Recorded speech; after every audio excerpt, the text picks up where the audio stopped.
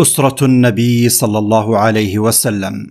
تعرف أسرة النبي صلى الله عليه وسلم بالأسرة الهاشمية نسبة إلى جده هاشم ابن عبد مناف، وسنذكر فيما يلي شيئا من أخبار هاشم ومن بعده. هاشم بن عبد مناف كان هاشم واسمه عمرو رجلا موسرا ذا شرف كبير، وقد تولى هاشم السقاية والرفادة من بني عبد مناف حين تقاسم بنو عبد مناف وبنو عبد الدار المناصب فيما بينهما. وسمي هاشما لأنه أول من هشم الثريد لقومه بمكة وأطعمه، وهو أول من سن الرحلتين لقريش، رحلة الشتاء والصيف، وكان يطعم الحجاج أول ما يطعم قبل التروية بيوم بمكة وبمنى والمزدلفة وعرفة، وكان يثرد لهم الخبز واللحم والخبز والسمن والسويق والتمر، ويجعل لهم الماء فيسقون بمنى إلى أن يصدروا منها فتنقطع الضيافة.